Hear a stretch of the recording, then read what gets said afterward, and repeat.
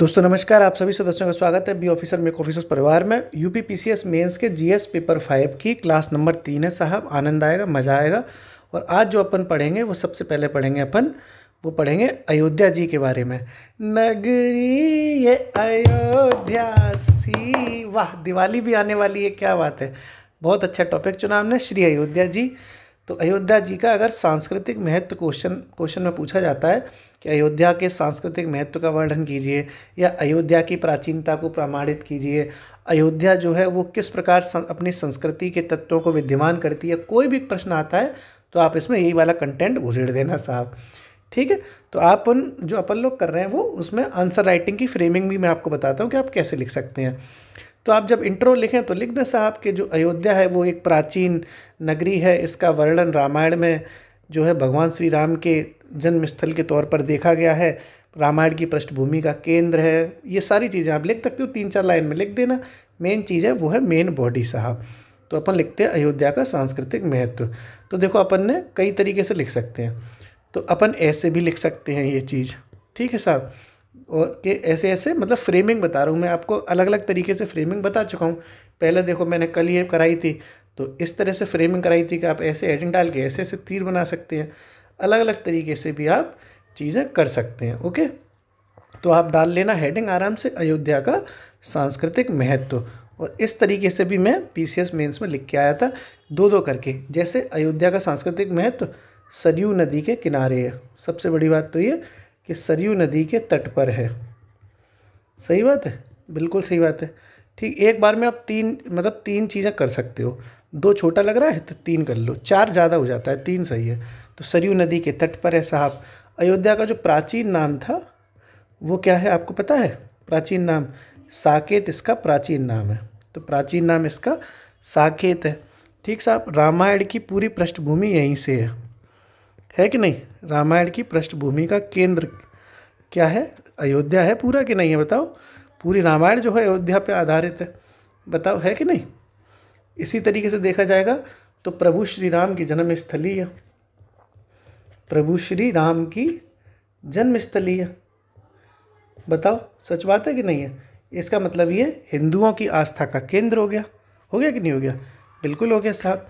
तो क्या हो गया? ये हिंदुओं की आस्था का केंद्र भी हो गया, है ना। प्रभु श्री राम की जन्मस्थली है, इसका मतलब है हिंदू धर्म के अनुयायियों का प्रमुख तीर्थ क्षेत्र हो गया, ठीक साहब। एक तरह से ये तो हो ही गया कि नहीं हो गया? तो ये भी इसका सांस्कृतिक महत्व है। और क्या क्या देखो सांस्कृतिक महत्व है साहब, तो आपको देखने को मिलेगा कि इसको ना, ये जो अयोध्या है इसको वेद उसमें पुराणों में मोक्षदायिनी के नाम से लिखा गया है, ठीक। क्योंकि भगवान श्री राम की जन्मस्थली है इसलिए पुराणों में इसको मोक्षदायिनी की संज्ञा दी गई है। मोक्षदायिनी की संज्ञा दी गई है साहब। ये भी आपने समझ लिया, ये इसका कल्चरल वैल्यू ही तो है पूरी अयोध्या की, जे ठीक है साहब। जिस तरीके से आप देख रहे हो कि ये सरयू नदी के किनारे है, प्राचीन नाम साकेत है, रामायण के पूरे बैकग्राउंड में आप पूरा रामायण देखोगे तो उसमें अयोध्या ही अयोध्या दिखेगी। भगवान श्री राम यहीं जन्मे इसलिए हिंदू धर्म के न्यायियों का ये तीर्थ स्थान हो गया। और पुराणों में से मोक्षदायिनी की भी संज्ञा दी गई है।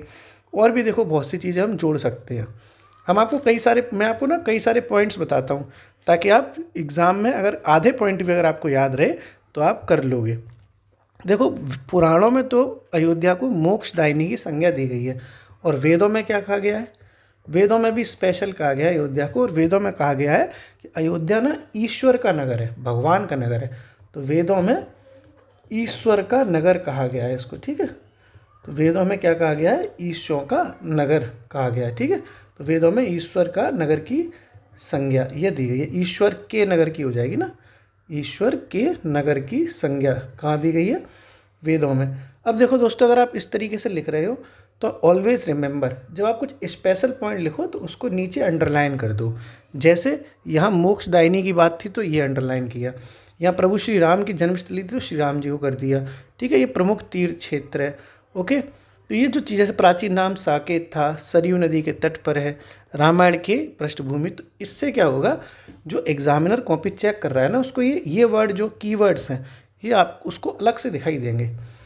अगर आप बहुत अच्छी स्पीड से लिख लेते हैं, अगर आपकी स्पीड बहुत अच्छी है तो आप इसको ब्लैक पेन से भी लिख सकते हैं। जैसे मेरी स्पीड बहुत अच्छी है दोस्तों, मतलब मैं तारीफ़ नहीं कर रहा अपनी, सच में मेरी लिखावट जो है वो तेज़ है, मैं स्पीड से लिख लेता हूँ। तो मैं क्या करता हूँ ना, 2 पेन यूज़ करता हूँ, ठीक है, एक नीला और एक काला, एक ब्लू और एक ब्लैक। तो नीले से तो मैं साधारण चीज़ें लिख देता हूँ, और जहाँ मुझे अंडरलाइन करना होता है वहाँ मैं पेन बदल के खट से ब्लैक पेन उठाऊँगा, ब्लैक पेन को भी ब्लैक पेन से ही मैं ये बात भी लिखूँगा, और नीचे अंडरलाइन भी मैं ब्लैक पेन से ही करता हूँ। आप अगर नए खिलाड़ी हैं तो धीरे धीरे आप प्रयास करिए, आपकी स्पीड भी तेज़ हो जाएगी। एक चीज़ मैं आपसे और कहूँगा दोस्तों, हैंड राइटिंग का भी ध्यान रखना। ऐसी हैंड राइटिंग ना होए कि ससुर कि खुद पढ़ लेता हूँ या खुदा पढ़ लेता है, या तो खुद पढ़ सकता हूँ या खुदा पढ़ सकता है, ऐसी फारसी में मत लिखाना, ठीक साहब। नहीं तुम लिखा वो डॉक्टर वाली जो लैंग्वेज होती है ना, खट्टे से उड़ उड़ कर देता डॉक्टर, पता चला डॉक्टर जैसे लिखते नहीं देता। मान लो लिखनी है मेडिकल तो MED लिखेगा, फिर आगे ऐसे कर देता है। ऐसे चूतिया पे मत कर देना, ठीक है। राइटिंग बहुत अच्छी होनी चाहिए यारों, ठीक साहब। लड़कियों की राइटिंग अच्छी होती है, लड़कियां मेहंदी फेंदी लगाती हैं तो उनकी राइटिंग अच्छी होती है।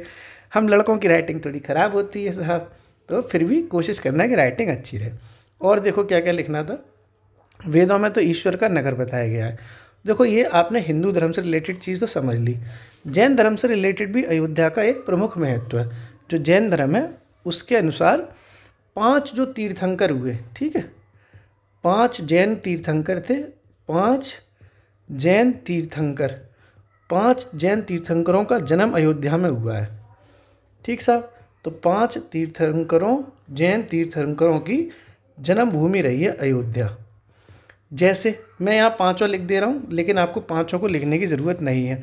जैसे जो पहले तीर्थंकर है ऋषभदेव, ठीक है, उनका जन्म भी अयोध्या में ही हुआ है, ठीक साहब। ऐसे ही और भी जो तीर्थंकर हैं, जैसे एक अजितनाथ तीर्थंकर हैं, दूसरे अजितनाथ, ठीक साहब, अजितनाथ, इनका जन्म भी अयोध्या में हुआ है। तो आपको सारे याद नहीं करने, इसलिए मैं 5 लिखवाऊंगा, कोई मतलब नहीं है, 2 याद कर लो।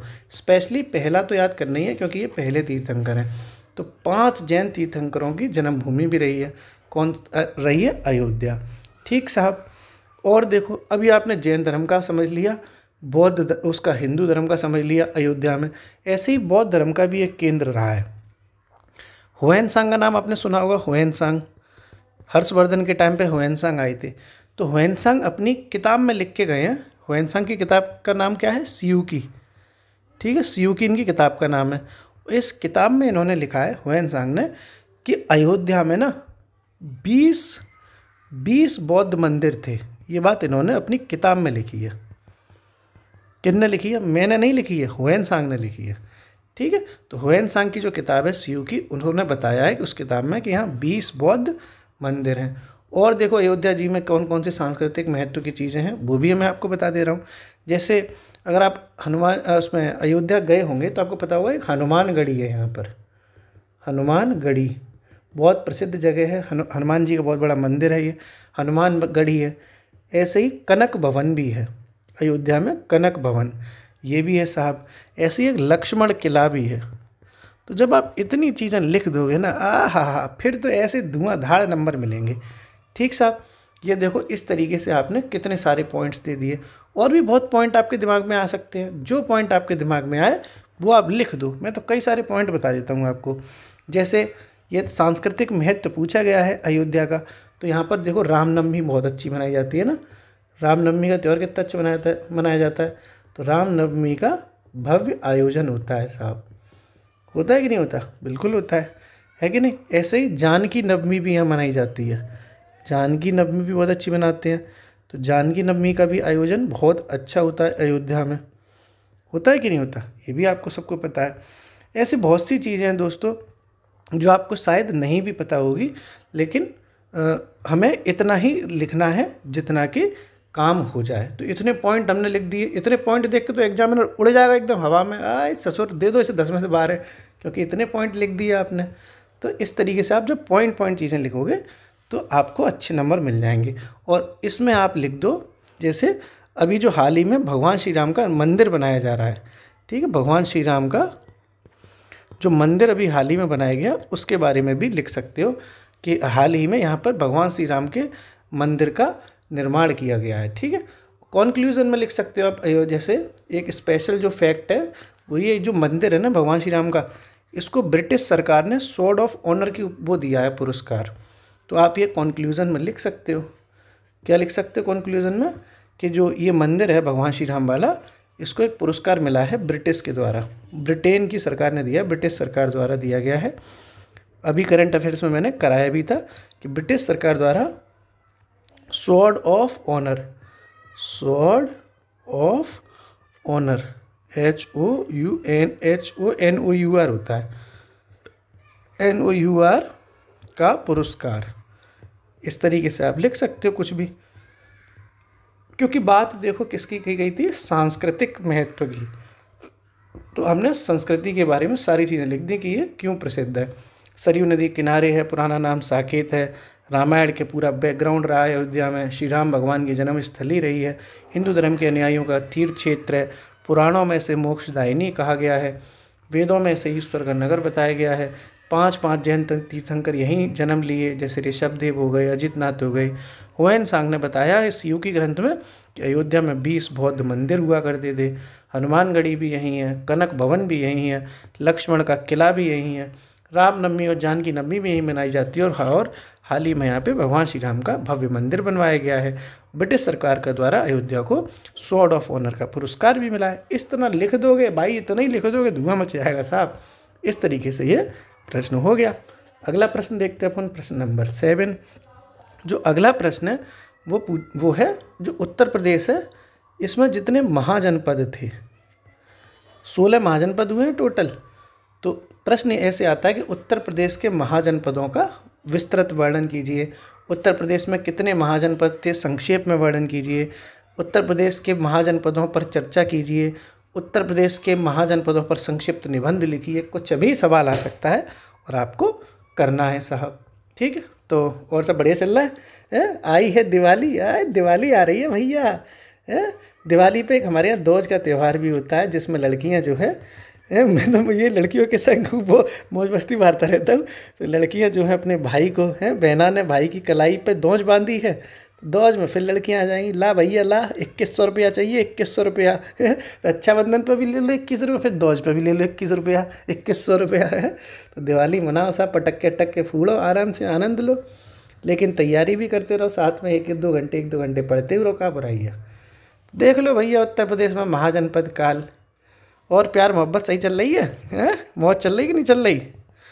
कल मैंने बहुत अच्छी बात लिखी थी एक ग्रुप में कि हर इंसान को मोहब्बत करनी चाहिए, ज़िंदगी में एक बार ज़रूर मोहब्बत करनी चाहिए, ताकि पता चल सके कि ये क्यों नहीं करनी चाहिए, क्यों नहीं करनी चाहिए मोहब्बत करोगे तभी तो पता चलेगा कि दर्द कितना है इस मोहब्बत में। जब तक मोहब्बत मिलती नहीं है तब तक तो मिल जाए कोई, और जब मिल जाता है तो धुआं निकलता है फिर, है कि नहीं? हमारा भी निकल रहा है यार, आजकल बड़ा बुरा वक्त चल रहा है अपना। जा रही है वो मुझे छोड़ के, मैं कहाँ चला जाऊँ समझ में नहीं आ रहा है मुझे, मैं भी रोता रहता हूँ पूरे दिन। किसी से कहना मत, ठीक है? नहीं तुम किसी से बोल दो कि सब भैया रो रहे हैं आजकल। तो उत्तर प्रदेश के महाजनपद देख रहे हैं, सच में जा रही है वो मुझे छोड़ के, उसकी शादी हो रही है कहीं और। ठीक साहब, उत्तर प्रदेश का महाजनपद देखो, देख लो भैया, देख लो, जाओ जा बेवफा जा, हमें प्यार नहीं करना। तो इसमें देखो कैसे लिखेंगे अपन, इंट्रोडक्शन कैसे लिख सकते हैं। जैसे मान लो 16 महाजनपद है ना टोटल, तो लिख सकते हो कि अंगुत्तर निकाय है एक ग्रंथ है आपका भगवती सूत्र। ये 2 ग्रंथ आपने देखे होंगे, ये बौद्ध ग्रंथ है और ये जैन ग्रंथ है। इन दोनों ग्रंथों में 16 महाजनपदों के बारे में लिखा हुआ है। तो इन्हीं दोनों ग्रंथों में बताया गया है कि 16 महाजनपदों में से 8 महाजनपद उत्तर प्रदेश में है। इस तरीके से आप लिख सकते हो इंट्रोडक्शन के बौद्ध ग्रंथ अंगुत्तर निकाय और जैन ग्रंथ भगवती सूत्र के अनुसार कुल 16 महाजनपद पूरे भारत में थे, जिसमें से 8 महाजनपदों की स्थिति उत्तर प्रदेश में है साहब। लिख देते हैं भैया, ओके। अब थोड़ा अपन मेन बॉडी देखते हैं इसकी। देखो मैंने आपको बताया था कि इस ऐसे क्वेश्चनों में ना मैप जरूर बनाना, जो उत्तर प्रदेश का मैप है मैं बना नहीं पाता बहुत अच्छे से, जैसे आपको तो मैंने कल प्रैक्टिस कराई थी, आप करो अपना इंटरनेट से डाउनलोड करके, और जहाँ जहाँ थे वहाँ बताते चलो। जैसे कुरु था वो यहाँ था, यहाँ कुरु नाम का महाजनपद था। यहाँ मथुरा वाला सूरसेन इधर है, सूरसेन इधर है साहब। ऐसे जितने भी मतलब 8 हैं टोटल, जैसे चेदी इस जगह है करीब, तो यहाँ चेदी हो जाएगा।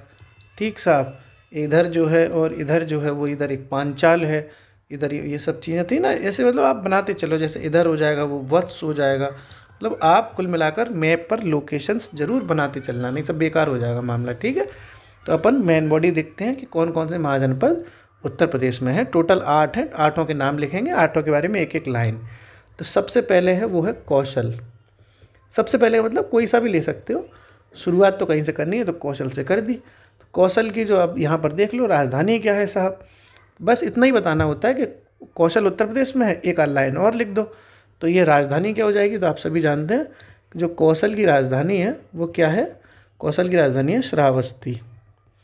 ठीक है, और एक लाइन में ये लिख दो कि ये वर्तमान किस क्षेत्र में पड़ता है, जो अभी इस वक्त कहाँ पड़ता है ये, तो वर्तमान अवध क्षेत्र में है ये, अवध क्षेत्र में, अवध क्षेत्र में। बस इतना ही लिखते चले जाओ, इतना काफ़ी होता है दोस्तों।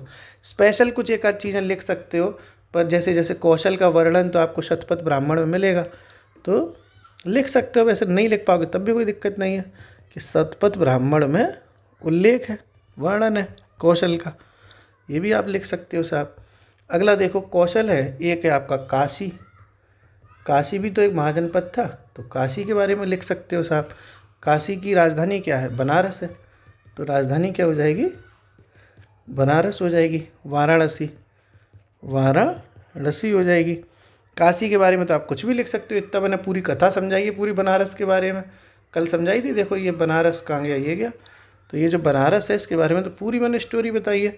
कुछ भी लिख दो ये इसमें से जो आपको अच्छा लगे, एक दो लाइन ही लिखनी है, नहीं तो आपका टाइम कम पड़ जाएगा। अच्छा, आपको ये बात भी बता दूं मैं कि 3 घंटे में 20 क्वेश्चन लिखने होते हैं, नहीं एक ही क्वेश्चन में तुम पता चला कि तुमने 15 मिनट लगा दी, तो एक दो लाइन ही लिखनी होती है। जैसे इसके बारे में आप लिख सकते हो कि काशी जो है वो मंदिरों का शहर है, गंगा नदी के किनारे है, कुछ भी लिख दो। मंदिरों का शहर कहा जाता है इसे, गंगा नदी के तट पर है। ठीक है, गंगा नदी के तट पर है। एक दो लाइन ही लिखनी है, इससे ज़्यादा लिखोगे तो पेपर छूट जाएगा आपका। ठीक है, बैलेंस बना के लिखा जाता है। एक ऐसे ही आपका मल्ल नाम का भी, मल्ल जो है वो भी उत्तर प्रदेश में ही है, तो मल्ल की राजधानी लिख दो साहब। राजधानी क्या है मल्ल की, तो ये मल्ल की राजधानी थी कुशीनगर, या पावा भी आपको कहीं कहीं देखने को मिलेगी। कुशीनगर या पावा इसकी राजधानी है। ठीक साहब, और यहाँ पर क्या हुआ था, तो बुद्ध जी का, गौतम बुद्ध का महापरिनिर्वाण कहते हैं ना, समाधि हुई थी। तो महापरिनिर्वाण कहाँ हुआ है, ये मल्ल में ही हुआ है। एक दो चीज़ें लिखते जाओ, इतना काफ़ी होता है। कुशीनगर पावा है और ये बुद्ध का महापरिनिर्वाण हुआ है यहाँ पे। ऐसे अगला आप देखते हैं साहब, जैसे चेदी है। चेदी भी तो उत्तर प्रदेश में ही है, महाजनपद उत्तर प्रदेश में है। 8 महाजनपद आपने देखे भी होंगे। तो इसकी राजधानी लिख दो, इसकी राजधानी है सूक्तिमती। अरे ससुर गलत हो गया सूक्तिमती इसकी राजधानी है। ये सबसे अच्छा ये होता है कि आप इसकी राजधानी लिख लो और वर्तमान क्षेत्र लिख दो कि वर्तमान में कहाँ पर है। तो वर्तमान का जो बुंदेलखंड एरिया है वहाँ पर ये चेदी पड़ता था, वर्तमान बुंदेलखंड क्षेत्र में। सबसे बढ़िया चेदी आपका हो गया, राजधानी सूक्तिमती बुंदेलखंड में है। अगला है वत्स, ये भी महाजनपद है। तो वत्स कहाँ पड़ता है, क्या राजधानी थी, तो ये कौशाम्बी इसकी राजधानी थी। कौशाम्बी इसकी राजधानी थी, ये भी आपको पता होगा। अब देखो कौशाम्बी जो है वो जैनों का भी है, बौद्धों का भी ग्रंथ है, वो तीर्थ है। तो जैन व बौद्ध धर्म का प्रमुख केंद्र है ये, जैन का भी है और बौद्धों का भी है। तो जैन व बौद्ध का प्रमुख केंद्र है। कौन है, वत्स। ठीक है, इसी वत्स को ना आद्य नगर भी कहते हैं। आप लोग शायद नहीं जानते हो, मैं बता रहा हूँ आपको। आद्य नगर की संज्ञा किसे दी गई है, वत्स को दी गई है। तो आद्य नगर की संज्ञा किसे दी गई है साहब, वत्स को दी गई है। राजधानी कौशाम्बी है, ये भी उत्तर प्रदेश में है, महाजनपद था ये भी। ऐसे ही देखो एक शूरसेन नाम का भी महाजनपद है, ये भी आपने खूब पढ़ा होगा। इसकी जो राजधानी है वो मथुरा है। राजधानी क्या है, मथुरा है साहब। ओके, और ये आधुनिक ब्रज क्षेत्र है पूरा। जो ब्रज क्षेत्र होता है, ब्रज भाषा से इसको कहते हैं ना, तो आधुनिक ब्रज क्षेत्र है ये। सूरसेन भी आपने देखा होगा। ऐसे ही आपने एक महाजनपद देखा होगा कुरु नाम का, कुरु, ठीक है। तो कुरु भी उत्तर प्रदेश में ही पड़ता है। और इसकी राजधानी क्या थी? इसकी राजधानी है इंद्रप्रस्थ। कुरु की राजधानी क्या है? इंद्रप्रस्थ। इसके बारे में भी आप लिख सकते हो कि इंद्रप्रस्थ तो ये जो है पूरा महाभारत में था, तो महाभारत में विस्तृत वर्णन है इसका, महाभारत में अच्छा खासा उल्लेख किया गया है इसका। तो ऐसे आप लिख दो, एक दो लाइनें लिखनी है, नहीं तो आपका पेपर छूट जाएगा साहब। आधुनिक क्षेत्र कहाँ पड़ेगा ये? तो ये दिल्ली मेरठ वाला, हस्तिनापुर वाला क्षेत्र पूरा। आधुनिक दिल्ली मेरठ हस्तिनापुर का क्षेत्र, दिल्ली मेरठ हस्तिनापुर का क्षेत्र ये आधुनिक यानी इस वक्त, ठीक है। जिसको पहले कुरु कहते थे, राजधानी जिसकी इंद्रप्रस्थ थी, वो अब जो है दिल्ली मेरठ हस्तिनापुर वाला क्षेत्र। इसी हस्तिनापुर में ही तो पूरा महाभारत का रचा गया था सब कुछ, तो ये भी आपने समझ लिया। इसी तरीके से दोस्तों एक पड़ता है पांचाल, ये भी उत्तर प्रदेश में है पांचाल, और इसकी राजधानियाँ 2 थीं, ठीक है। वैसे अहि क्षेत्र राजधानी अपने को देखने को मिलती है, अहि क्षेत्र, और कहीं कहीं इसकी राजधानी पांचाल भी देखने को मिलती है, ठीक है। वो पांचाल तो है ही है, कामपिल्य, सॉरी, ठीक है, कामपिल्य, कामपिल्य, ये आपको राजधानी देखने को मिलती हैं। ये कहाँ पड़ता है आजकल? तो आधुनिक क्षेत्र लिख दो इसका। आधुनिक क्षेत्र क्या है इसका? वो तो ये आपका बरेली की तरफ है, बरेली, बदायूं, इधर की तरफ पड़ता है, जिसको आजकल पूरा रुहेलखंड का एरिया कहते हैं ना, रुहेलखंड का, रुहेलखंड क्षेत्र है पूरा। इस तरीके से दोस्तों आपने ये 8 पढ़ लिए। देखो 8 हो गए कि नहीं हो गए? 8 हो गए, देखो ये हो गए, 1 2 3 4 5 6 7 8 स्वाहा, है कि नहीं? तो ये 8 आपने महाजनपद देख लिए। अब अगर ऐसा सवाल आता है कि उत्तर प्रदेश के महाजनपदों पर टिप्पणी करिए, आप कर दोगे कि अंगुत्तर निकाय और भगवती सूत्र में 16 महाजनपदों का उल्लेख है, जिसमें से 8 उत्तर प्रदेश में।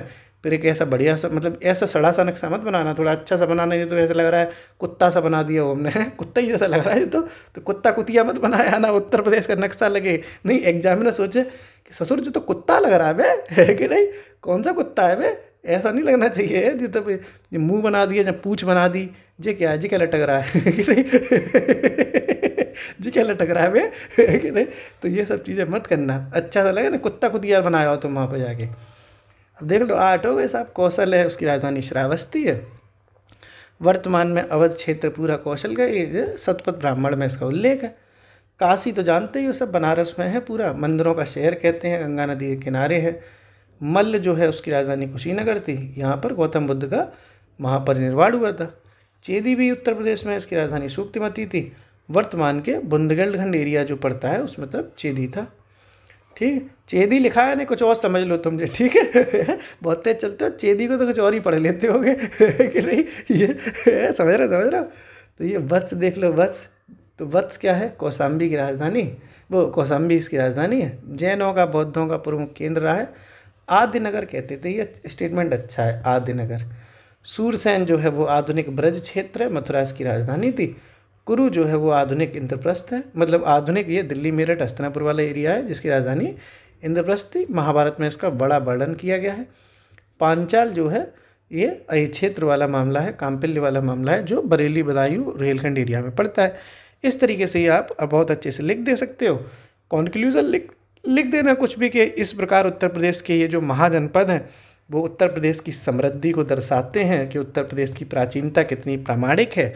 और इसका कारण भी लिख सकते हो कि यहाँ पर गंगा और यमुना नदी है, इस वजह से जो है उपजाऊ भूमि उत्तर प्रदेश की है। ऐसा कुछ भी लिख दो, अच्छी अच्छी बातें, ताकि एग्जामिनर को अच्छा लगे। तो ये भी आपने समझ लिया। अगला देखते हैं अपन, अगली जो देखते हैं वो देखते हैं अपन, अगला जो प्रश्न है वो समझते हैं अपन, प्रश्न नंबर 8, ठीक है। तो 8 वाला जो अपन इसको 2 हिस्सों में बांटते हैं, 8 का में और 8 खा में। क्यों बांट रहे हैं इसमें? क्योंकि ये एक जैसा ही है। अगर वास्तुकला जो होती है, आर्किटेक्चर जिसको कहते हैं, उससे रिलेटेड है। अगर पूछा जाए कि उत्तर प्रदेश में मौर्य काल की, जो मौर्य काल है उसमें जो वास्तुकला रही, उस पर टिप्पणी करिए, इस तरह से क्वेश्चन आ सकता है। ये क्वेश्चन टफ हो जाएगा। ऐसे भी आ सकता है, उत्तर प्रदेश में जो गुप्त काल था उसमें जो वास्तुकला उत्तर प्रदेश की रही, वो उसकी टिप्पणी करिए। तो अपन ने इसीलिए इसमें 8A यानी 8 का और 8 खा के रूप में इसको क्वेश्चन को बांट लिया। तो मौर्य काल में समझेंगे, फिर गुप्त काल में समझेंगे। तो सबसे पहले अपन समझते हैं मौर्य काल की। ठीक साहब, मौर्य काल। ओके, मौर्य काल में वास्तुकला देखते हैं अपन लोग, आर्किटेक्चर कहते हैं ना इसको, उत्तर प्रदेश में मौर्य काल में वास्तुकला। ठीक साहब, तो अपन मौर्य में सबसे ज़्यादा आप सब लोग जानते होंगे, मौर्य काल में जो फेमस राजा थे वो थे अशोक, सम्राट अशोक। तो अशोक के जितने स्तूप वगैरह हैं, अभिलेख वगैरह हैं, उन्हीं से रिलेटेड सारी चीज़ें अपन इसमें पूरे में देखेंगे साहब। ओके, कोई दिक्कत नहीं है कि जो उत्तर प्रदेश है उसमें जो सम्राट अशोक हुए थे उनसे जुड़े हुए कितने स्तूप या कितने अभिलेख कहाँ कहाँ उत्तर प्रदेश में मिले हैं, उन्हीं सब चीज़ों का इसमें वर्णन करना है अपने को आराम से। ठीक है साहब, तो मैं आपको बता रहा हूँ बार बार कि ऐसे बढ़िया सा मैप बनाना, बढ़िया जो तुम बना दो, कुत्ते कुत्ते ऐसा बना देता हूँ मैं। तो ये उसमें जैसे मान लो कोई अभिलेख मिला, जैसे मान लो कौशाम्बी में मिला है, तो कौशाम्बी जैसे यहाँ पड़ती है तो यहाँ जैसे जहाँ पड़ती है यहाँ आप लिख सकते हो, जैसे कौशाम्बी स्तूप। इस तरीके से आप मैप जरूर बनाना हर एक प्रश्न में मैप बना के आओगे तो आपको अच्छे नंबर मिलेंगे, एक्स्ट्रा नंबर ज़रूर मिलेंगे। ठीक है, कई लोग इसमें मैप नहीं बनाते, भूल जाते हैं बनाना, वो गलती मत करना। मैं मैप ज़रूर बनाता हूँ, भले ही कुत्ते ही जैसा बनाया हूँ लेकिन बना ज़रूर आता हूँ। एग्जामिनर भले ही कुत्ते ही समझे लेकिन बना ज़रूर आता हूँ, भले ही जैसा भी लगे, लेकिन something is better than nothing. खाली से तो है कि कम से कम बना ही दो। तो अपन देखते हैं साहब। ओके, देखो सबसे पहले अपन समझ रहे हैं उत्तर प्रदेश में मौर्य काल में वास्तुकला। तो देखो एक एरोरा जगह है, एरोरा, एरोरा सही नहीं लिखी, थोड़ा सही से लिख दूँ, रोरा। एरोरा जो है एक जगह पड़ती है उत्तर प्रदेश में, और यहाँ से ना सम्राट अशोक का लघु शिलालेख मिला है, लघु शिलालेख मिला है एरोरा से। और ये एरोरा पड़ता है मिर्ज़ापुर में। कहाँ पड़ता है ये? मिर्ज़ापुर में। ठीक साहब, एक तो आपने ये भी समझा। और देखो सम्राट अशोक का ही ऐसे ही ना मेरठ का एक वो मिला है स्तंभ लेख, मेरठ का स्तंभ लेख। ओके, मेरठ का स्तंभ लेख भी आपका कहाँ पर है? उत्तर प्रदेश में ही है। ओके, ऐसे ही आपने प्रयागराज का भी सुना होगा कि प्रयागराज में भी स्तंभ मिला है, स्तंभ लेख मिला है। प्रयागराज भी उत्तर प्रदेश में है, तो प्रयागराज का स्तंभ लेख भी आप मौर्य काल से ही जोड़ सकते हो। ये भी आपने समझा, सुना खूब अच्छे से। ठीक है, ये जो आपने मेरठ स्तंभ लेख है इसके बारे में आपने सुना होगा कि मेरठ वाला जो स्तंभ लेख है इसके बारे में आपने सुना होगा कि फिरोज शाह तुगलक जो हुए थे, FST, ये वाला जो फिरोज शाह तुगलक था वो इस मेरठ को दिल्ली ले गया था। आपने ये हिस्ट्री में पढ़ा होगा, तो साथ में लिख भी सकते हो इसे, फिरोज शाह तुगलक। मैंने शॉर्ट में लिख दिया, आप लोग अच्छे से लिखना। फिरोज शाह तुगलक द्वारा दिल्ली ले जाया गया था, दिल्ली ले जाया गया था। किसे? मेरठ वाले को। ठीक है साहब, ये भी आपने समझ लिया कि देखो उत्तर प्रदेश में मौर्य काल की जो वास्तुकला है, आर्किटेक्चर है, वो कहाँ कहाँ है? एरोरा में है, मिर्ज़ापुर में, मेरठ स्तंभ लेख मिला है उत्तर प्रदेश में, प्रयागराज स्तंभ लेख मिला है। ये एक आर्किटेक्चर ही तो है। ठीक साहब, और देखो क्या क्या चीज़ें मिली हैं, और सोचो क्या क्या मिला है, सोचो सोचो। देखो सारनाथ का स्तंभ मिला है, मिला है कि नहीं मिला? सारनाथ का स्तंभ है कि नहीं? सारनाथ स्तंभ है कि नहीं बताओ? सारनाथ स्तंभ कहाँ पड़ता है? बनारस में। कहाँ पड़ता है? वाराणसी में। ओके, तो ये भी तो मौर्य काल में ही है, अशोक नहीं तो बनाया था, अशोक मौर्य काल का है। और सारनाथ जो स्तंभ है वो भारत का राष्ट्रीय प्रतीक है। क्या है? भारत का राष्ट्रीय प्रतीक। तो ये मौर्य काल का एक आर्किटेक्चर ही तो है, सारनाथ स्तंभ जो इंडिया का राष्ट्रीय चिन्ह बना हुआ है ना। ये सारी चीज़ें भी तो हैं कि नहीं बताओ? बिल्कुल हैं साहब। इसी तरीके से दोस्तों आपने और स्तंभ या स्तूप सुने होंगे, एक का नाम है धमेक, धमेक स्तूप सुना होगा, है ना। आपने चौखंडी स्तूप भी सुना होगा, चौखंडी। ये सारे के सारे स्तूप उत्तर प्रदेश में ही तो मिले हैं, और मौर्य काल में सम्राट अशोक ने ही बनाए थे। तो ये दोनों के दोनों आपको कहाँ मिलेंगे? उत्तर प्रदेश में मिलेंगे। ये भी देखो आपने समझ लिया। तो इस तरीके से आपने ना कई सारी चीज़ें समझ ली। ये देखो सम्राट अशोक की मौर्य काल में ही बनी हुई आर्किटेक्चर है, जैसे एरोरा का मिर्ज़ापुर है, मेरठ स्तंभ लेख है, इसे FST यानी फिरोज शाह तुगलक दिल्ली ले गए थे, इलाहाबाद वाला है, सारनाथ वाला है, धमेक स्तूप है। ऐसी आपने रानी कारुवाकी का अभिलेख भी देख सुना होगा, रानी कारुवाकी का अभिलेख, ये भी तो उत्तर प्रदेश में है कि नहीं? बिल्कुल है, कौशाम्बी में है, इसे रानी का अभिलेख भी कहते हैं। तो ये कौशाम्बी में पड़ता है, कौशाम्बी भी उत्तर प्रदेश में है। तो ये भी आपने चीज़ें समझ ली बहुत अच्छे से। अब देखो, जब मौर्य काल की बात चल रही है, मौर्य काल में जो अपना सारनाथ स्तंभ है, ये भारत का राष्ट्रीय प्रतीक है। तो इसके बारे में भी थोड़ा सा आप समझ सकते हो, और पेपर में चाहोगे तो लिखाओगे तो उसको और अच्छा लगेगा, क्योंकि ये राष्ट्रीय चिन्ह है। और किसी की ज़रूरत नहीं है समझने की, लेकिन राष्ट्रीय चिन्ह के बारे में समझ सकते हो आप। ठीक साहब। देखो एक और रह गया, अब देखो पेपर हवा वाला भी है ना, पेपर हवा स्तूप भी उत्तर प्रदेश में ही है। याद आ गया मुझे अचानक से, क्योंकि हाल ही में ये करंट अफेयर्स में था। ये सिद्धार्थ नगर में पड़ता है, सिद्धार्थ नगर में ये भी पड़ता है साहब। तो आपने ये भी समझ लिया बहुत अच्छे से। अब देखो, मैं ये बता रहा था कि सारनाथ जो स्तंभ है, इसके बारे में थोड़ा सा एक्स्ट्रा नॉलेज ले लेते हैं, क्योंकि ये एक तो बनारस में है और ये भारत का राष्ट्रीय प्रतीक है।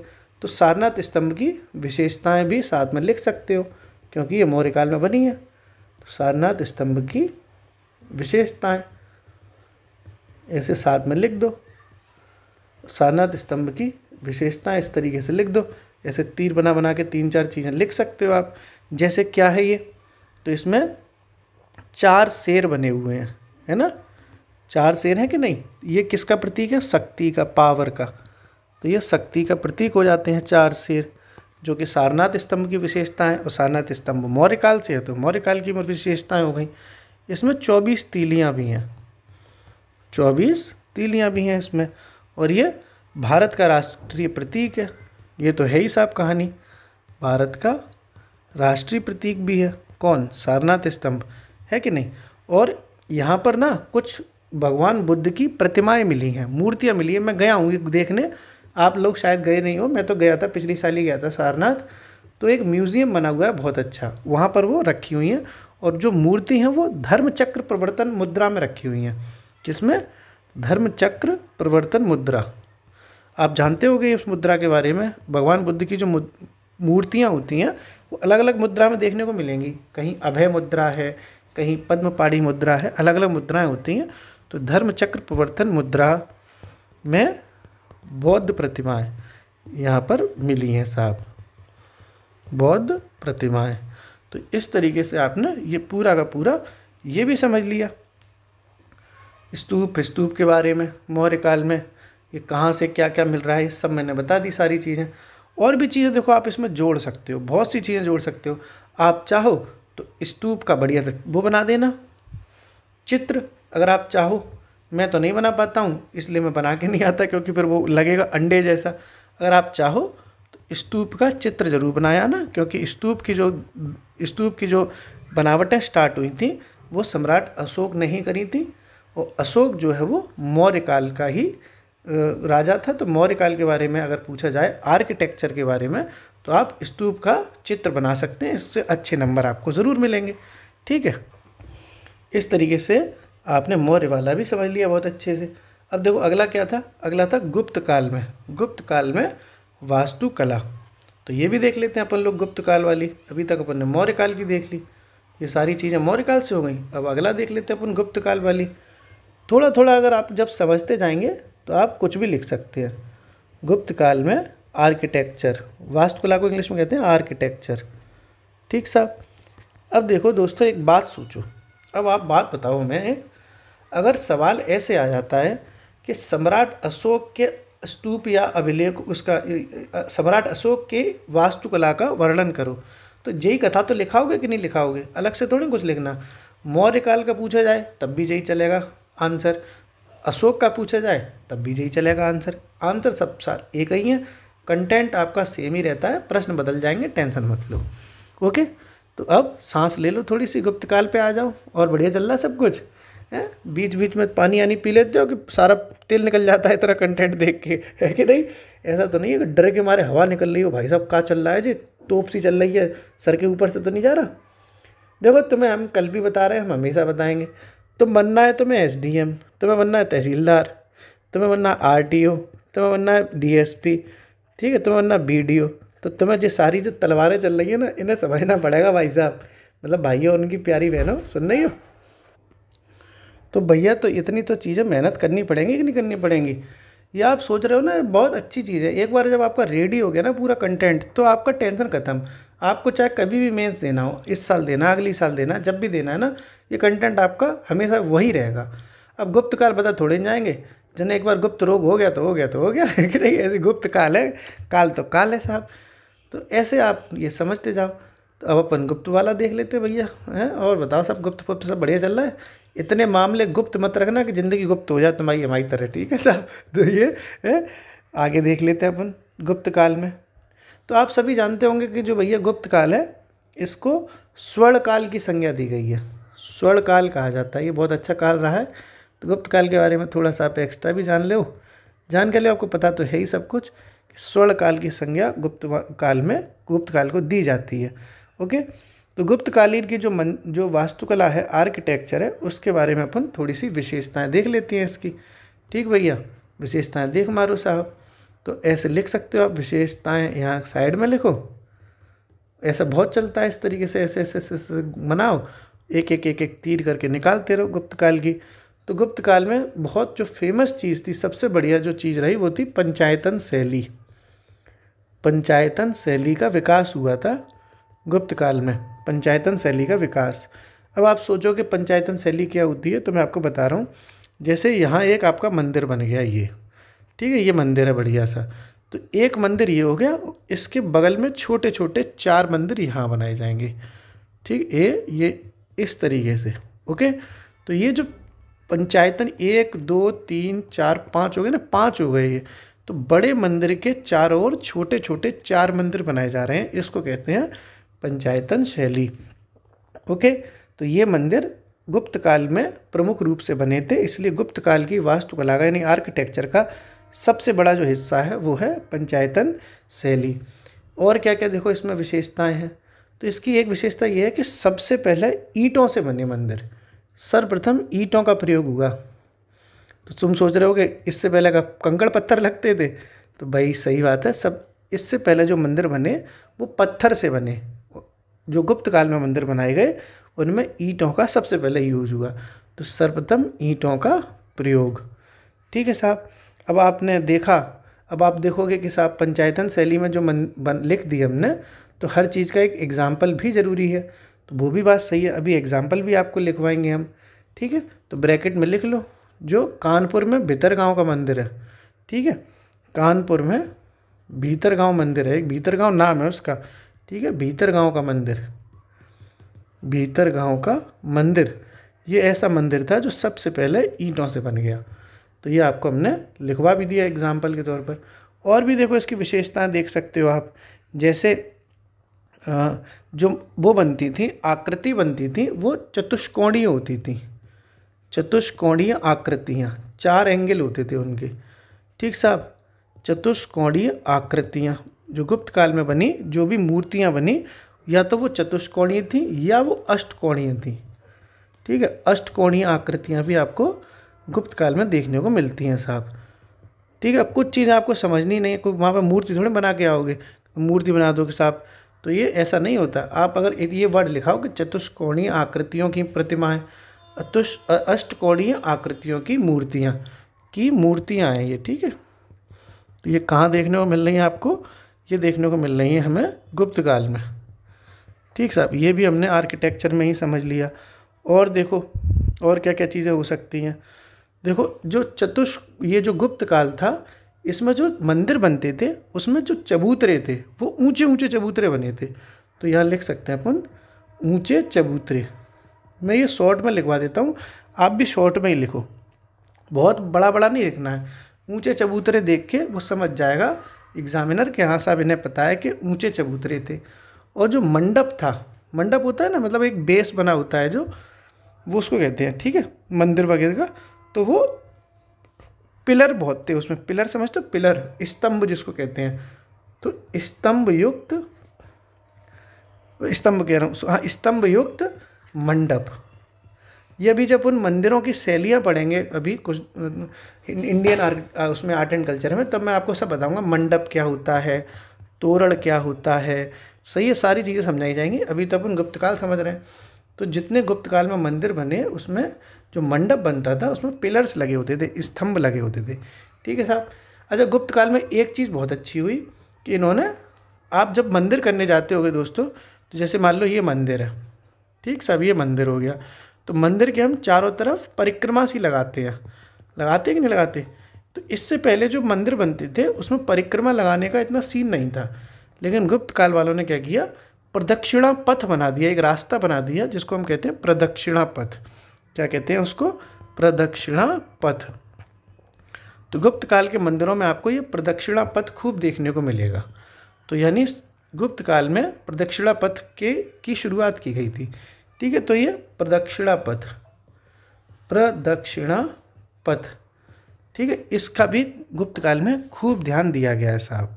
ओके, ये आपने पूरा समझा। ओके, कोई दिक्कत तो नहीं है।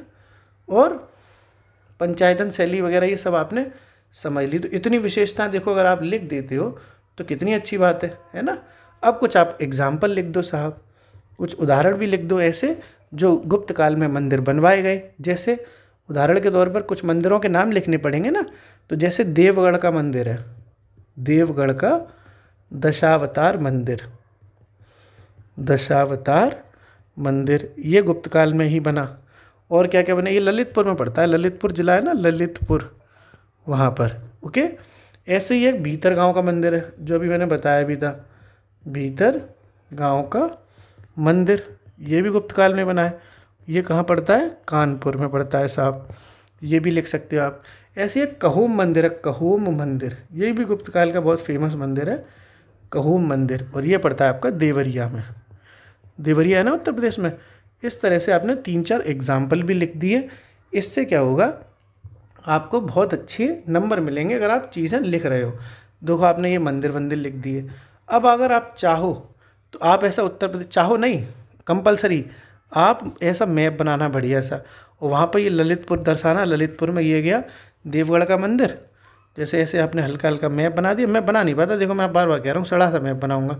जैसे ललितपुर कहाँ पड़ता है, यहाँ कहीं पड़ता है, ऐसे लटका हुआ है ना यहाँ, तो यहाँ ललितपुर है तो यहाँ लिख दो आप देवगढ़ का दशावतार मंदिर। ये कानपुर यहाँ पड़ता है तो यहाँ लिख दो कानपुर में भीतर गांव का मंदिर। इस तरीके से आप मैप पे सारे मंदिर भी दर्शाओ जिससे आपको अच्छे नंबर मिलें। ठीक है साहब, ये आपने खूब देखो गुप्त काल का जो आर्किटेक्चर था वो भी समझ लिया बहुत अच्छे से। ठीक है भाई, और भी 1-2 एग्जाम्पल आप जिसमें आपको बता सकता हूँ। जैसे आपने स्कंदगुप्त सुना होगा, स्कंदगुप्त, वो भी तो गुप्त काल का राजा था। स्कंदगुप्त का एक भीतरी स्तंभ भी है। ठीक साहब, गाजीपुर में पड़ता है ये। भीतरी मंदिर अलग है, भीतरी स्तंभ अलग है। भीतरी स्तंभ पड़ता है गाजीपुर में। ठीक है, देखो ये भीतरी जो मंदिर है भीतर गांव का, ये कानपुर में है, ये मंदिर है, जबकि स्तंभ है भीतरी वो गाजीपुर में है जो स्कंदगुप्त ने बनाया था ना। तो ये सारी चीज़ें आप लिख सकते हो इसमें। और भी बहुत सारी देखो मैं विशेषता आपको बता सकता हूँ। जैसे पंचायतन शैली तो बनाई और चंपू शैली भी बनाई थी, चंपू शैली, पर इतना ही मुझे लगता है काफ़ी है। ऐसे तो ना बहुत सारी चीज़ें आ जाएंगी तो आपको वो याद करने की ज़रूरत ही नहीं है। तो इस तरह से क्वेश्चन आ जाए गुप्त काल में वास्तुकला जो रही उस पर थोड़ा चर्चा कीजिए। तो आप लिख सकते हो कि गुप्त काल का जो आर्किटेक्चर है वो प्राचीन भारत के आर्किटेक्चर यानी वास्तुकला में सर्वोत्तम है, इसलिए इसे स्वर्ण काल की संज्ञा भी दी जाती है। और इसके बारे में लिख दो कि भैया पंचायतन शैली में मंदिर बनाए गए जिसमें एक बड़ा मंदिर केंद्र में रहता है, इसके चारों ओर छोटे छोटे मंदिर रहते हैं। यहाँ पर सर्वप्रथम ईंटों का प्रयोग किया गया। उदाहरण के तौर पर कानपुर में भीतरगांव का मंदिर, यहाँ पे सबसे पहले ईंटों से बनाई है। इसकी जो मूर्तियाँ थी वो चतुष्कोणीय और अष्टकोणीय थी। मंदिरों में ऊंचे चबूतरों का प्रयोग किया गया, स्तंभ युक्त मंडपों का प्रयोग किया गया, मंदिरों के चारों ओर प्रदक्षिणा पथ था। उदाहरण दे दो, इतने इतने इतने मंदिर थे साहब। कहोम मंदिर देवरिया में है, भीतरगांव का मंदिर कानपुर में है, देवगढ़ का दशा मंदिर ललितपुर में है, स्कंदगुप्त का भीतरी स्तंभ गाजीपुर में। ये 4-5 एग्जाम्पल दोगे, काम खत्म, नंबर ही नंबर मिलेंगे साहब आपको, है कि नहीं। और क्या चाहिए तुम्हें क्या चाहिए बढ़िया सा, एक तुम्हें मिल जाए लुगाई अगर तुम लड़के हो तो, या तुम अगर लड़की हो तो तुम्हें मिल जाए एक दूल्हा, और तुम्हें बढ़िया मिल जाए यूपीपीसीएस में अच्छे नंबर मार्क्स, और मार्क्स पे तुम्हें मिल जाए बढ़िया सी नौकरी, और बाद में तुम्हें भाई साहब और क्या चाहिए, पैसा ही पैसा होगा। पैसा ही हो गया, स्पाउस भी होगी, और क्या चाहिए तुम्हें। इतना अच्छा आंसर लिखना भाई साहब, इतना बढ़िया बढ़िया आंसर लिखना कि तुम्हारी बढ़िया लुगाई से शादी होगी, और तुम खुद लुगाई हो तो तुम्हें बढ़िया दूल्हा मिल जाएगा। तुम्हें क्यों मिल जाएगा, क्योंकि तुम्हारे पास बहुत अच्छे नंबर आए, जिससे तुम्हारी नौकरी लग गई, तो पैसा ही पैसा, और क्या चाहिए ज़िंदगी में। ससुर मौज मारो, हल्का हल्का मेहनत करते रहो, पढ़ाई करते रहो, है कि नहीं। सो तुम जो नेक्स्ट पढ़ते रहोगे ना, तो तुम्हें दिमाग में रहेंगी चीज़ें, है कि नहीं। बताओ, बोलो बोलो। आनंद आएगा पढ़ने में, पढ़ोगे तो आनंद से जीवन जियोगे। कई लोग तो ससुर देख ही नहीं रहे होंगे इस वीडियो को, देख भी रहे होंगे तो बड़ा बोरिंग लग रहा हो उन्हें। हाँ हाँ, बोर हो लो तुम, तुम्हारी बोरिंग से चलेगी ज़िंदगी तुम्हारी, धुआं निकाल दिया जाएगा तुम्हारा। ठीक साहब, आगे बढ़ते हैं अपन अगले सवाल की तरफ। जो अगला सवाल है उसको समझते हैं अपन। प्रश्न नंबर 9। ठीक है, ये 8 का और 8 खा तक था। देखो याद है, ये हमने दोनों में एक ही में करा दिए। हम चाहते तो ये 8वां या 9वां करा सकते थे। चलो ठीक है, एक ही बात है। क्वांटिटी थोड़ी मायने रखती, क्वालिटी मायने रखती है। अब देखो अगले टॉपिक के बारे में। अगर इसी तरीके से दोस्तों सवाल आए कि उत्तर प्रदेश के, अगर मान लो सवाल आ जाता है कि उत्तर प्रदेश की वास्तुकला के बारे में, प्राचीन वास्तुकला के बारे में टिप्पणी करिए, तो कुछ अलग से थोड़ी करके आना, यही सारी चीज़ें हैं। उत्तर प्रदेश में ये वास्तुकला ही तो है प्राचीन भारत की। भैया ये मौर्य काल है, चाहे गुप्त काल है, ये सब प्राचीन भारत का इतिहास ही तो है, एंशियंट हिस्ट्री तो है। तो अगर मान लो ऐसे क्वेश्चन आता है इस तरीके से कि उत्तर प्रदेश की वास्तुकला पर टिप्पणी करिए, तो ये जो सारी चीज़ें मैंने मौर्य काल, गुप्त काल, इन सब में जो कथा आपको बताई, यही घुसेड़ देना, काम खत्म साहब, है कि नहीं। ऐसे ही चलता है मेंस में, इधर की कॉपी उधर पेस्ट, उधर की पेस्ट इधर कॉपी, है कट कॉपी पेस्ट वाला हिसाब किताब चलता है साहब। ठीक है भैया, और मस्त एकदम करवा चौथ निकल गई है कि नहीं, दिवाली भी निकल जाएगी, फिर हैप्पी न्यू ईयर आ जाएगी, भी निकल जाएगा, सब सूखा सूखा जा रहा है यार। अब तो कोई वैलेंटाइन डे का भी इंतज़ार नहीं रहा है मुझे। जा बेवफा जा, हमें प्यार नहीं करना है। दुनिया ही लुट गई, ससुर चली गई छोड़ के, मरेगी मरेगी। गम लग गया है, गम भाई साहब। रात भर ऐसे बेवफाई वाले गाने सुनता रहता हूँ। ये धोखे प्यार के धोखे, अच्छा सिला दिया तूने मेरे प्यार का, अच्छा सिला दिया तूने मेरे प्यार का, यार नहीं लूट लिया घर यार का, अच्छा सिला दिया तूने मेरे सब करता रहता हूँ, रोता रहता हूँ, गाने बजाते रहता हूँ आराम से। आ जाओ बेटा प्रश्न नंबर 9 पे। देख लो भैया, चलो कहीं सूखा पड़ रहा है वहीं चलना है। कहाँ पड़ता है सूखा, बुंदेलखंड में। चलो तो मैं बुंदेलखंड घुमाऊँ बढ़िया सा। चलना है भैया खजुराहो की तरफ, वहीं कामासूत्रा वाली प्रतिमाएं देखेंगे आराम से, उन्हीं से मन बहलाएंगे अपना। तो ये बुंदेलखंड चलना है साहब। अगर पूछा जाए कि उत्तर प्रदेश में जो बुंदेलखंड क्षेत्र है, वहाँ की आर्किटेक्चर का के बारे में बताओ साहब। जो बुंदेलखंड है वहाँ पर जो वास्तुकला है, आर्किटेक्चर है, उसके बारे में संक्षिप्त टिप्पणी करिए। तो कैसे करनी है साहब, वही सब देखो, जो आर्किटेक्चर है अब तुम समझ गए, तुम्हें लिखना सब यही उल्टा सीधा ही है, जे मंदिर वो मंदिर सब इधर ही उधर का घुसेड़ देना तुम। फिर भी जब बात चल रही है तो अच्छे से कराते हैं साहब। तो इंट्रो में क्या लिखोगे साहब, इसके इंट्रो में लिख सकते हो कि उत्तर प्रदेश का जो बुंदेलखंड क्षेत्र है उसमें 7 ज़िले पड़ते हैं। आप सभी जानते होंगे 7 ज़िले जो हैं वो बुंदेलखंड में है।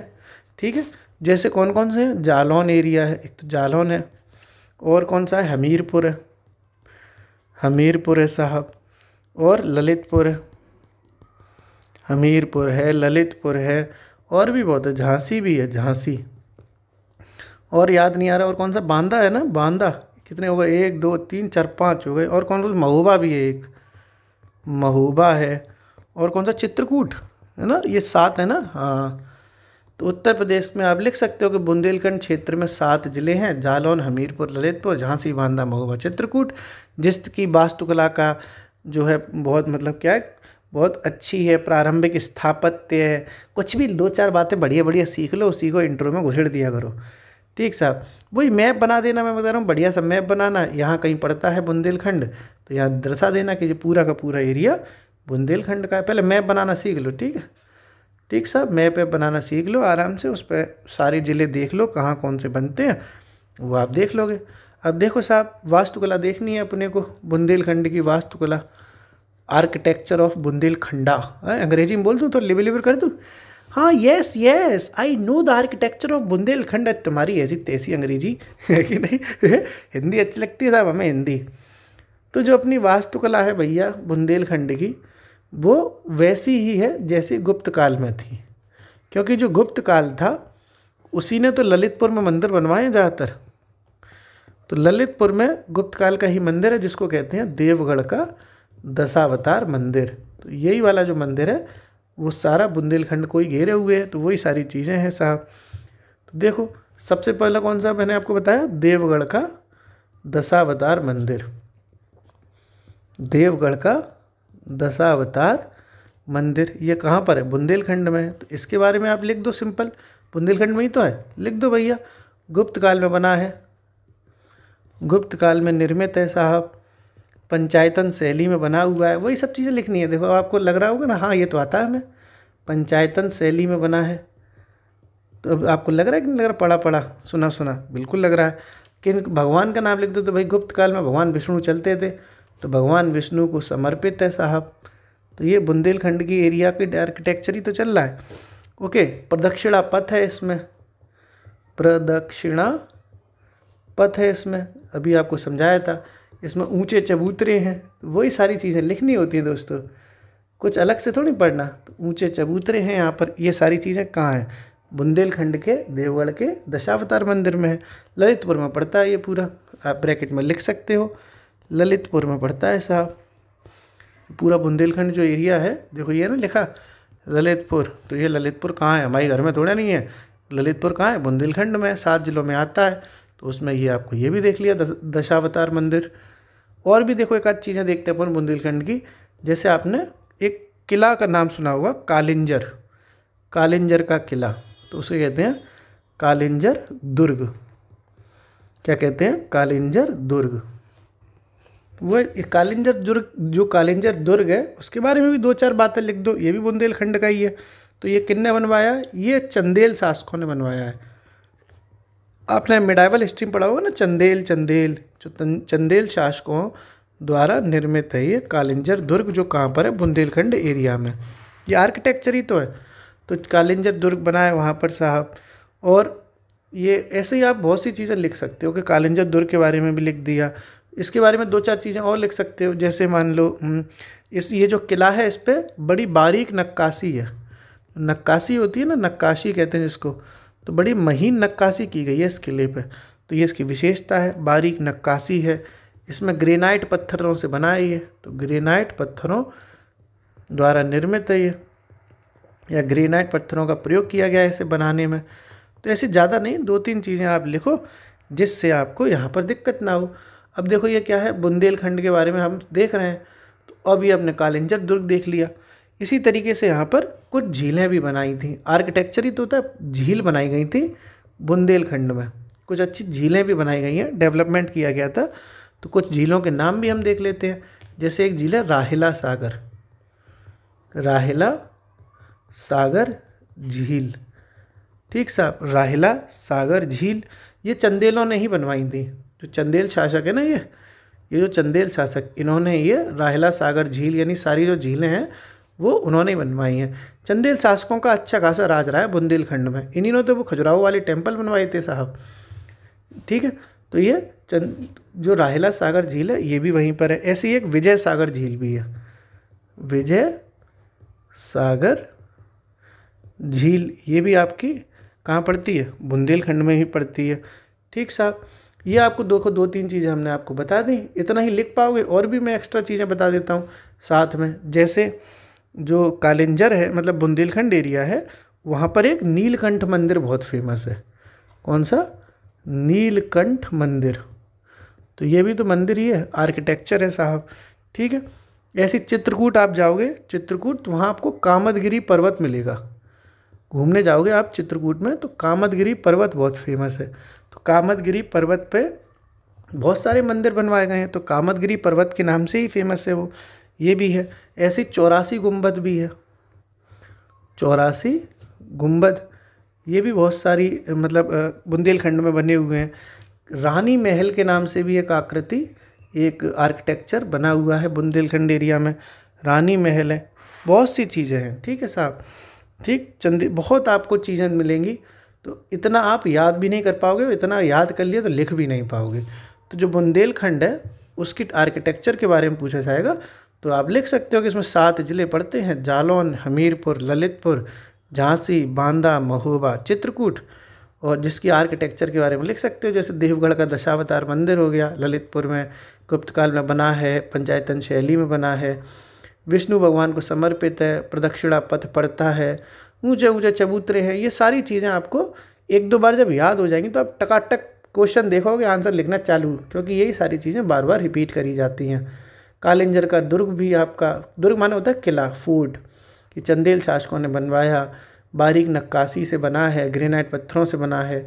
झीलें भी बनवाई हैं यहाँ पर, राहेला सागर झील, विजय सागर झील, नीलकंठ मंदिर भी यहीं पर है, कामतगिरी पर्वत भी बुंदेलखंड एरिया में है, 84 गुंबद भी यहीं है, रानी महल भी है। ऐसी तमाम चीज़ें हैं दोस्तों जो बुंदेलखंड एरिया में पड़ती हैं। आप कितना याद करोगे ये ज़रूरी नहीं है, आप उतना ही लिखना जितना कि पेपर में पूछा जाए। ठीक साहब, तो ये बुंदेलखंड का भी एरिया अपन ने समझ लिया। अगला देखते हैं अपन प्रश्न अगला, ये आज का आखिरी प्रश्न है।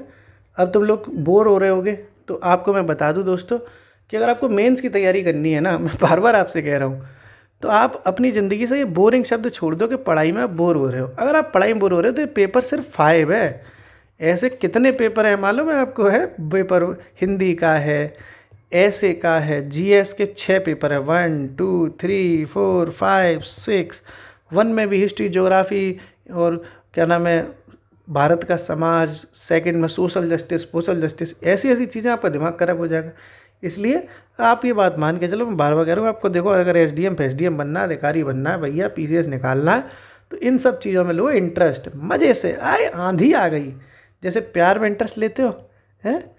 प्यार में लेते हो नहीं लेते हैं? पहली पहली बार बलिए दिल गया हार बलिए, तो ऐसे ही सोचो कि पहली पहली बार बलिए, लेना है सिलेक्शन बलिए, है? ये वाला गाना गाया करो आप कि पहली पहली बार में बलिए, लेना है सिलेक्शन बलिए, है? तो बलिए बलिए सिलेक्शन बलिए करो, है कि नहीं? तो चीज़ें अच्छी होंगी साहब। अगला प्रश्न देखते हैं अपन लोग मौज मस्ती के साथ। चलो इसकी लड़ाई की जगह लिखो कि चलो आंसर राइटिंग करें, चलो आंसर राइटिंग करें। तो साहब अगला देखते हैं। अगला बहुत अच्छा क्वेश्चन है, आपको मज़ा आएगा। इलाहाबाद नगरी का आपने सुना होगा नाम, तो प्रयागराज में होता है कुंभ का मेला। तो क्वेश्चन आता है अगर कि प्रयागराज में होने वाले कुंभ के मेले के सांस्कृतिक महत्व का वर्णन कीजिए या कुंभ मेले पर संक्षिप्त टिप्पणी करिए। कुंभ मेले के बारे में अगर कोई भी क्वेश्चन आता है तो आप यही वाला आंसर लिखेंगे जो अभी आपको मैं समझाऊंगा। घुसेड़ देना साहब यही आंसर। तो कुंभ मेला तो लगा ही था इस साल खूब, भाई साहब गाने बजे थे कुंभ मेले में इस बार। गाना सुना था आपने? प्रथम यज्ञ ऐसे करके गाना था बड़ा अच्छा। भूखंड धरा पे आई छाया मार है पावन संगम की धरती ये प्रयागराज है। ऐसे बड़ा अच्छा गाना था, हम खूब नाचे साहब इस गाने पे। तो चलो कुंभ लड़ाएं, चलो कुंभ लड़ाएं साहब, चलो इश्क नहीं लड़ा रहे हैं, चलो कुंभ लड़ाएं, चलो कुंभ चलें, चलो कुंभ चलें। ये भी गाना अच्छा था, कैलाश खेर वाला। तो इंट्रो में लिख सकते हो तुम भाई कि कुंभ मेले में कि हिंदुस्तान के 4 शहरों में कुंभ मेला आयोजित होता है। लिख सकते हो ना कुछ भी जो आपको लिखे कि साहब 4 स्थानों में कुंभ मेला आयोजित होता है। तो 4 स्थान कौन कौन से हैं? हरिद्वार है साहब, प्रयागराज तो है ही अपना, वो तो नंबर 1 पे लिखना था, चलो कोई बात नहीं यहाँ लिख दे रहा हूँ। प्रयागराज है, हरिद्वार है, उज्जैन है, और एक कौन सी जगह होता है? नासिक होता है कि नहीं होता? कि साहब भारत के 4 हिस्सों में 4 कोनों में कुंभ मेलों का आयोजित किया जाता है, कुंभ मेला आयोजित किया जाता है, और जिसमें से एक शहर प्रयागराज है। अगर उत्तर प्रदेश में पड़ता है प्रयागराज, तो कुंभ मेला इसलिए इम्पोर्टेंट है क्योंकि उत्तर प्रदेश में पड़ता है, और दूसरा अभी हाल ही में आयोजित हुआ है। तो ये सवाल आ सकता है साहब। ओके, कोई दिक्कत नहीं है। नदी भी ब्रैकेट में लिख सकते हो कि देखो हरिद्वार में गंगा नदी के किनारे होता है, प्रयागराज में संगम किनारे होता है, ठीक। उज्जैन में जो नदी है वो कौन सी? क्षिप्रा नदी किनारे होता है। नासिक में गोदावरी नदी किनारे होता है। तो ये नदियों के नाम भी आप लिख सकते हो आराम से। अब अपन देखते हैं इसके प्रयागराज के कुंभ मेले के बारे में थोड़ा सा अगर सवाल आता है तो, ठीक है। अब इसकी फिर से देखो, अपन आंसर राइटिंग की फ्रेमिंग कर रहे हैं तो अब कुछ और करते हैं। तो ऐसे भी कर सकते हो आप, यहाँ कुंभ मेला लिखो, बीच में ऐसे हेडिंग डालो इस तरीके से, ऐसे ऐसे ऐसे ऐसे लिख सकते हो। तो एक दो चीज़ें आप यहाँ लिख दो, ठीक साहब, दो चीज़ें आप यहाँ लिख दो, दो चीज़ें आप यहाँ लिख दो, दो चीज़ें आप, या दो इधर दो नहीं लिख पाओगे तो कम से कम एक ही लिख दो ससुर। मान लो आपको इधर लगता है कि मैं दो में थोड़ा घसड़ भसड़ हो जाएगी, एक यहाँ लिख दो। ऐसे ही एक थोड़ा फ्रेमिंग आपकी थोड़ी यूनिक रहे, मैं आपको यही चीज़ समझा रहा हूँ। अब कई लोग नहीं समझते होंगे। अब आप दोस्तों देखो, अपने मुंह से अपनी तारीफ़ करूँगा अच्छा नहीं लगता, लेकिन तुम कह रहे हो तो थोड़ी सी कर ले रहा हूँ तो अपने मुंह से अपनी तारीफ़ करना वैसे अच्छा नहीं लगता, पर तुम कह रहे हो तो थोड़ा सा कर लेता हूँ। भैया 50-50 हज़ार रुपये में अगर आप कोर्स ले रहे हो ना, उसमें भी घंटा ये सब बताते नहीं है। ये टीचर आते ससुर के नाते और बोल के लेबर लेबर कर चले जाते, ये और फिर PDF दे देते और घंटा तुम्हें कुछ नहीं पता चलेगा। हम तुम्हारे संग इतनी कर रहे हैं ना प्रयास कि ऐसे लिखो ऐसे लिखो, तो थोड़ा इसको सीरियसली ले लो भैया, नहीं लेबर लेबर करते रह जाओगे। मान लो तुम लिख नहीं पाओगे ना, फिर हम तुम्हें अलग अलग तरीके से फ्रेमिंग बता रहे हैं, इसमें ऐसी बताई, पुराने जो पहले पढ़ाया है उसमें अलग तरीके की फ्रेमिंग बताई है, नया नया पैटर्न बता रहा हूँ तो तुम्हारे नंबर अच्छे आए, ठीक है। तो देख लो भैया सांस्कृतिक महत्व क्या क्या होता है। तो कुंभ मेला देखो, जैसे प्रत्येक 12 वर्ष में आयोजन, प्रत्येक 12 वर्ष में आयोजन होता है, ठीक साहब। एक तो आपने समझ लिया ये, और होता ही क्यों है ससुर जी, तो देखो कि लगता ही काय कुएं जो कुंभ मेला, ऐसी कौन सी मैया मरी थी, क्या हुआ था भैया। तो ये हुआ था कि समुद्र मंथन हो रहा था, समुद्र मंथन। क्या हो रहा था? समुद्र मंथन कहते हैं कि असुर और देवताओं में लड़ाई चल रही थी साहब, ऐसे कुछ मैटर है। तो लोटा लुढ़का, लोटे से 4 बूंदें गिरी जाके 4 जगह, वो 4 जगह ये हैं, ऐसी कहानी बताते हैं, मुझे भी पूरी जानकारी नहीं है। इतना बताते हैं कि समुद्र मंथन के टाइम 4 अमृत की बूंदें 4 जगह गिरी थी, वो 4 जगह ये हैं। इसमें से एक प्रयागराज है, इसलिए प्रयागराज में होता है कुंभ मेला। तो ये भी इसकी एक सांस्कृतिक कहानी है, कल्चरल स्टोरी है। तो समुद्र मंथन, ठीक है, तो यहाँ लिख सकते हैं अब, समुद्र मंथन के समय अमृत की 4 बूंदें, ठीक है, 4 बूंदें गिरने के कारण, ये इसका एक सांस्कृतिक महत्व हो गया कि 4 बूंदें गिरी थी 4 जगह, इसलिए ये इलाहाबाद में, हरिद्वार में यहाँ पर मनाया जाता है, ठीक साहब। और क्या क्या है कुंभ मेला है, तो यहाँ पवित्र स्नान होते हैं, ठीक साहब। अब पवित्र स्नान कब कब होते हैं, अब आप ब्रैकेट में 1-2 जगह लिख सकते हो। जैसे मकर संक्रांति को होता है पवित्र स्नान, ठीक साहब। बसंत पंचमी को होता है, 1-2 ही लिखो, ज़्यादा नहीं लिखो, ये भी तो एक सांस्कृतिक महत्व है, तो ये भी समझ लिया आपने। और देखो और क्या क्या देखो इम्पोर्टेंट है महाकुंभ में, कुंभ में। तो जो ग्रह होते हैं ना, ग्रह, बृहस्पति, जैसे लोग कहते नहीं है पंडित जी हमारा साहब शनि खराब चल रहा है, शुक्र खराब चल रहा है, दिशा लग गई है इधर उधर की। तो ये जो ग्रह होते हैं ना, उनका बड़ा संयोजन होता है, वो मतलब एक बहुत शुभ ऐसी तिथि मानी जाती है कि कई सारे ग्रह जो है वो इंटीग्रेट होते हैं, एक साथ मिलते हैं। तो ये भी एक कहानी है। तो यहाँ लिख सकते हो आप कि बृहस्पति सूर्य व चंद्रमा का संयोजन होता है, इसलिए कुंभ मेला बहुत पवित्र वो है, ठीक है। ये जो है संयोजन होता है और ये कुंभ मेले से जुड़ा हुआ मामला है, ये भी आपने समझ लिया। और देखो कुंभ मेले में क्या होता है, तो कल्पवास होता है यहाँ पर। अगर आप जानते हैं कल्पवास क्या चीज़ है तो सही है, नहीं तो मैं आपको बताऊँ। जैसे ये नदी है ना, जो संगम है, नदी किनारे लोग टेंट बना के रहते हैं, टेंट बन जाते हैं। इसी में लोग नियम ले लेते हैं कि हम बहुत ब्रह्मचर्य के साथ रहेंगे, बाहरी चीज़ों का प्रयोग नहीं करेंगे, खाना भी बहुत मतलब घर का बना हुआ खाएंगे, बहुत लिमिटेड चीज़ें ही खाएंगे, बहुत चीज़ें त्याग किया जाता है, तपस्या की जाती है। इसको कहते हैं कल्पवास। क्या कहते हैं? कल्पवास। तो कुंभ मेले का एक सांस्कृतिक महत्व है कल्पवास, ठीक। ये बहुत इंपॉर्टेंट चीज़ है, ये आपने सांस्कृतिक महत्व में देख रहे हो आप। और भी देखो और क्या क्या है कुंभ मेले के आयोजन में। तो कुंभ मेले का सांस्कृतिक महत्व में तो आप देखेंगे यहाँ पर साधु जो होते हैं वो बहुत आते हैं, साधु और साध्वी, ठीक है। इनका क्या होता है, यानी जो ये पूरा एक तरीके से समागम इकट्ठा हो जाता है यहाँ पर। समागम का मतलब कई सारे साधु और कई सारी साध्वी यहाँ पे आती हैं। ये भी आप देख रहे हो। इसको अखाड़ा पद्धति भी कहते हैं। अभी आपने देखा होगा कि निरंजनी अखाड़ा नहाने जा रहा है साहब, अखाड़ा पद्धति के नाम से भी इसे जाना जाता है। तो इस तरीके से आपने ये पूरा कुंभ मेला भी देख लिया। कुंभ मेला क्यों मनाते हैं साहब? कि समुद्र मंथन के टाइम पे 4 बूंदें अमृत की गिर गई थी। हर 12 साल में मनाया जाता है। इन 4 जगह मनाया जा रहा है। बृहस्पति, सूर्य और चंद्रमा का संयोजन हो रहा है। कल्पवास किया जाता है। साधु साधु इकट्ठे होते हैं, जिसको अखाड़ा पद्धति कहते हैं। पवित्र स्नान होते हैं। हिंदुओं का प्रसिद्ध तीर्थ है। और ये आप लास्ट में कंक्लूज़न लिख सकते हो बहुत अच्छा कि साहब ये बहुत बढ़िया, मतलब एक तरीके से कुछ भी अच्छा कंक्लूज़न लिख दो कि ये एकता का प्रतीक है, ऐसे लिख सकते हैं ना। जैसे आध्यात्मिकता तो है ही यहाँ पर, आध्यात्मिकता और क्या हो सकती है? सहिष्णुता हो सकती है, टॉलरेंस भी है। तो आध्यात्मिकता, सहिष्णुता और विविधता, है ना। ये सारी कीवर्ड्स आप एक दो बार जब लिख लेंगे कि इस तरीके से आप लिख सकते हो कि कुंभ मेला आध्यात्मिकता, सहिष्णुता और विविधता में एकता का प्रतीक है। एक दो ऐसी लाइनें याद कर लो जो हर एक आंसर में घुसेड़ाया करो, ठीक है। मतलब कुछ भी आए लेकिन 2-4 लाइनें ऐसी याद कर लो जो अच्छी लगें। जैसे ये अच्छी लग रही है कि आध्यात्मिकता, सहिष्णुता और विविधता में एकता का प्रतीक है, तो कुछ भी घुसेड़ सकते हो आप। अगर बनारस पे क्वेश्चन आ जाए तो बनारस में घुसेड़ सकते हो कि बनारस के जो मंदिर हैं वो आध्यात्मिकता, सहिष्णुता और विविधता में एकता के प्रतीक है। तो क्या दिक्कत है कि नहीं? हम भी ऐसे ही करते हैं। एक 8-10 लाइनें याद कर ली हैं, उसी को जो है घुसेड़ देते हैं किसी न किसी जगह। तो तुम भी आराम से ऐसे लिखो।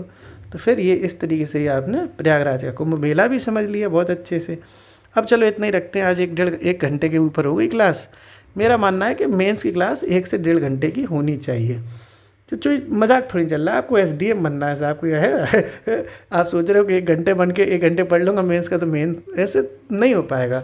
आपको 6 घंटे पढ़ाई करनी चाहिए, और अगर आप अच्छे से पढ़ेंगे तो आप ज़रूर बन जाएंगे। ये जो मैं आपको कंटेंट दे रहा हूँ ना, बहुत अच्छा कंटेंट है। इसकी लोग लाखों रुपए फीस ले रहे हैं, हम लोग तो यूट्यूब पर डाल रहे हैं फ्री में। तो आप हो सकता है इसकी वैल्यू ना करो। यही अगर किसी अच्छी कोचिंग में पढ़ा लूँ, आपको क्या लगता है मेरे पास ऑफ़र नहीं है? मेरे पास ऐसे ऐसे ऑफ़र हैं कि आपका हवा निकल जाएगी सुन के। इतना पैसा दे रहे हैं मुझे 1 घंटे का पढ़ाने का। ये इलाहाबाद के टीचर्स की बात करो, इलाहाबाद से ऑफ़र है मेरे पास ऑफलाइन कोचिंग के। आप हमारे यहाँ पर आके पढ़ाइए और हम 1 घंटे का आपको इतना पैसा देंगे कि मैं ना एक महीने में स्कॉर्पियो खरीद लूँगा। इतना पैसा दे रहे हैं मुझे। लेकिन मैंने सब मना कर दिया। मैंने कहा यार मेरे से लोग जुड़े हुए हैं, उन्हें एक उम्मीद है कि मैं उनकी ज़िंदगी में कुछ अच्छा कर सकता हूँ। तो पैसा मैं कमाता रहता हूँ इधर उधर से, ऐसी बात नहीं है। लेकिन मैंने यूट्यूब पर ये आप लोगों के लिए फ्री रखा। अब आप लोग उसकी वैल्यू करें या ना करें, आपकी इच्छा है। ओके, फ़िलहाल इस क्लास में इतना ही। हंसते रहिए, पढ़ते रहिए, मुस्कुराते रहिए। शुक्रिया।